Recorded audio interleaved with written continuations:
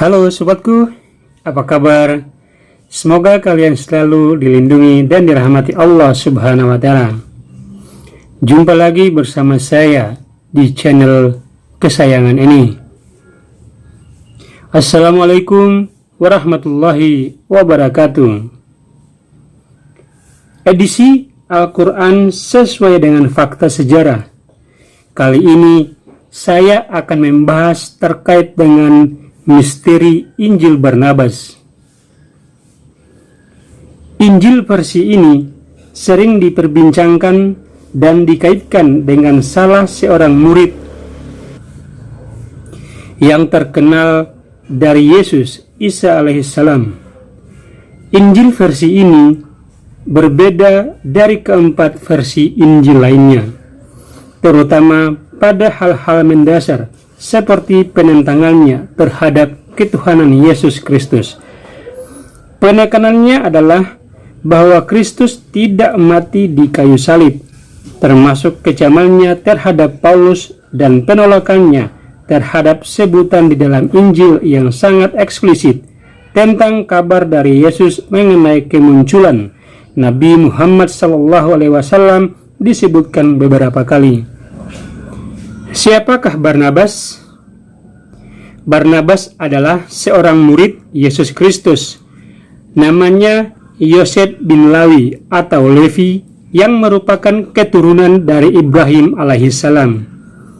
Ia adalah seorang Yahudi dari keturunan Siprianus dari Lawi. Dia menjual ladangnya dan datang dengan hasil panennya dan meletakkannya di kaki para murid-murid Yesus.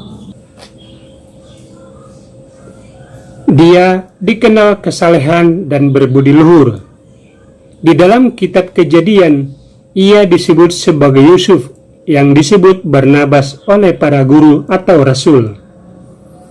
Ketika Paulus mengklaim bahwa ia melihat Kristus dan datang ke Yerusalem mencari berkah sebagai murid Yesus, Barnabas kemudian memperkenalkannya kepada para murid Yesus. Kemudian Barnabas pergi ke Antiokhia untuk mengikuti penginjilan.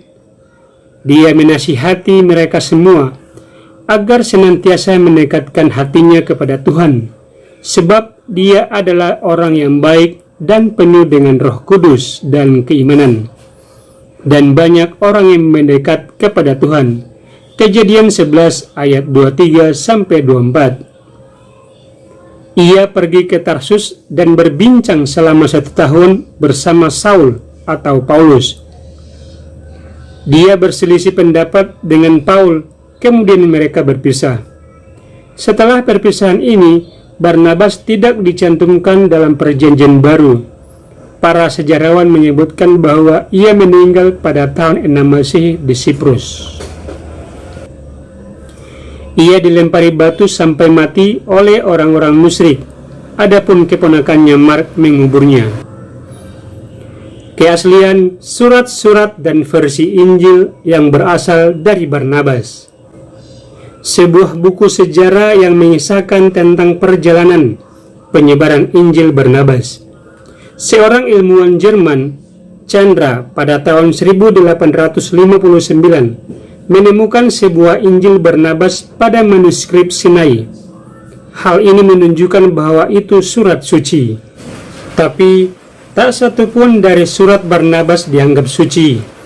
Kemudian, apakah tidak mengherankan bahwa surat-surat Paulus dan Lukas yang bahkan tidak bertemu dengan Yesus bisa dianggap suci, sedangkan Barnabas yang memeluk ajaran dan agama Yesus sebelum mereka tidak memiliki kehormatan dan bukan termasuk dari salah satu muridnya.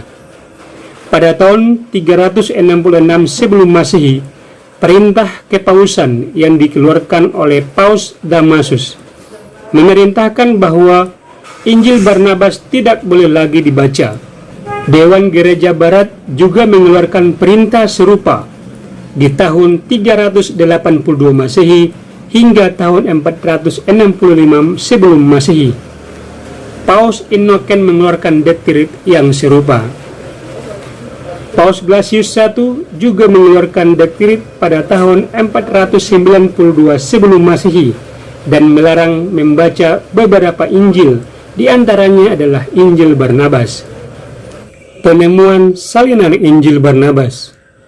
Disebutkan bahwasanya Injil Barnabas menghilang dari sejarah selama berabad-abad sampai biarawan Italia, Fra Marino, menemukan salinan itu pada akhir abad ke-16 di perpustakaan Paus Sixtus V di Vatikan. Dia menyembunyikannya, menyelinap keluar, kemudian memeluk Islam. Tidak ada lagi di kemudian hari yang mendengar tentang dirinya.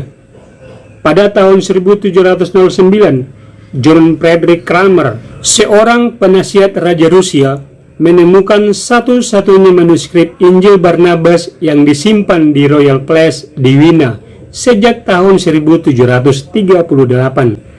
Injil tersebut terdiri dari 225 lembar dan ditulis dalam bahasa Italia. Kemudian diterjemahkan ke dalam bahasa Arab pada awal abad ke-20 oleh Khalid Sa'adah. Terjemahannya berisi tentang pengantar yang menyoroti sumber-sumber manuskrip ini. Dia menyebutkan bahwa ada terjemahan berbahasa Spanyol yang oleh sejumlah kelompok orientalis mengajarkannya di kalangan mereka sendiri pada awal abad ke-18 dan kemudian berakhir di tangan seorang yang bernama Dr. White yang menyebutkan bahwa itu merupakan terjemahan dari manuskrip yang berasal dari perpustakaan di istana kerajaan Italia. Orang yang menerjemahkannya ke bahasa Spanyol adalah seorang Muslim yang bernama Mustafa de Aranda. Manuskrip ini tetap tersimpan dalam koleksi Dr. White. Selanjutnya, menjadi pertanyaan adalah, siapa yang menulis manuskrip istana kerajaan Italia? Dan siapakah yang menulis Injil Barnabas? Satu-satunya manuskrip Injil. Manuskrip tersebut, seperti yang dijelaskan oleh Sa'adah, terdiri dari 2 jilid dengan tulisan emas. Para peneliti percaya bahwa orang yang menulis transkrip naskah ini adalah salah seorang dari Bundukia antara abad ke-15 dan 16 atau awal abad ke-17. Naskah itu disalin dari transkripsi Tuscanian bahasa Bundukia, sebab ada istilah Tuscanian di dalamnya. Sang penulis Letesdal dan Lerawak percaya bahwa transkripsi yang dibuat sekitar tahun 1575 Masehi dan bisa jadi orang yang menuliskan transkrip tersebut adalah Fra Marino, sang biarawan. Pada margin manuskrip terdapat kata-kata berbahasa Arab. Ada yang benar dan ada juga yang tidak. Sa'adah tidak bisa membayangkan bahwa penulis komentar ini adalah seorang penulis Arab. Namun, ia percaya bahwa komentar yang telah ditulis oleh seseorang penulis tunggal adalah orang Arab. Dialah sang penyunting yang mengubah naskah tersebut.